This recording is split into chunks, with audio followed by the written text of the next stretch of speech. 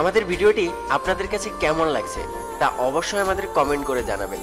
আর ভিডিওটি ভালো লাগলে আই মিস ইউ চ্যানেলটি সাবস্ক্রাইব করে রাখবেন আর লাইক দিতে ভুলবেন না কিন্তু। ধন্যবাদ সবাইকে।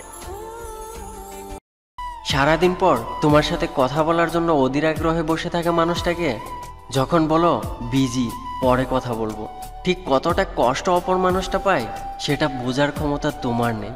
কতটা অভিমানে সে তোমার একটা কলের অপেক্ষায় থাকে তা তুমি বুঝো না। অভিমানের পাহাড় জমতে জমতে সে যেদিন নিশ্চুপ হয়ে যাবে সেদিন তুমি বুঝবে কাকে হারিয়েছ। বিয়েটা কার কত তাড়াতাড়ি হয়েছে সেটা জরুরি নয়, জরুরি এটাই যে কে কতটা সুখে আছে। পৃথিবীতে কারো অভাবে কোনো কিছুই বেশি দিন শূন্য থাকে না। যে বারবার ফিরে আসে সে সত্যিই বেহায়া নয়, সে তোমাকে সত্যি অনেক ভালোবাসে।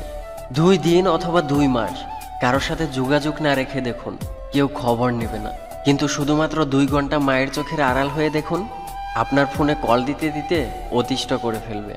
সেদিনের আমি আর আজকের আমির মধ্যে পার্থক্য অনেক।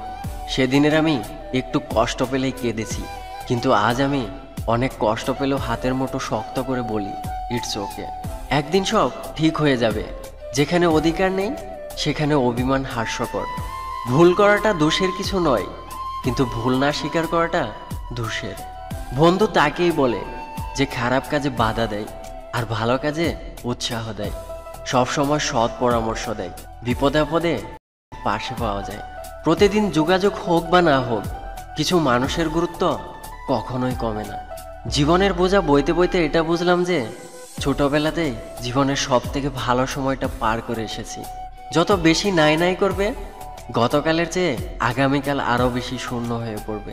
যে ব্যক্তি বর্তমান নিয়ে সন্তুষ্ট থাকে সে ব্যক্তি অবশ্যই উপরওয়ালার দ্বারা পুরস্কৃত হবে। পৃথিবীতে সব কিছু বুঝতে সময় লাগে, কিন্তু কাউকে ভুল বুঝতে একটু সময় লাগে না। যদি ভালো হতে চাও তবে সর্বপ্রথম তুমি মিথ্যা বলা ছেড়ে দাও। সবচেয়ে বড় গুরুমন্ত্র হলো নিজের গোপন বিষয় কখনো অন্যকে জানাবে না, এটা তোমাকে ধ্বংস করে দিবে। তুমি কত ধীরে চলেছ সেটা আসল কথা নয়, তুমি না থেমে চলতেই থেকেছ সেটাই আসল কথা। যে তোমাকে পছন্দ করে তার প্রতি সুযোগ নিও না। হাজারো দুঃখ থাকলেও সবার সামনে হাসো, কারণ অনেক লোক অপেক্ষায় থাকে তোমার কষ্ট দেখে হাসার জন্য। আমি তো পাথর নয় যে আমার কষ্ট হয় না, কষ্ট আমারও হয়, শুধু চিৎকার করে বলতে পারি না। ছোটবেলায় শিখেছি তুমি কারো ক্ষতি না করলে কেউ তোমার ক্ষতি করবে না, কিন্তু বাস্তবে যা দেখছি তুমি যার ভালো চাইবে সবার আগে সেই তোমার ক্ষতি করবে।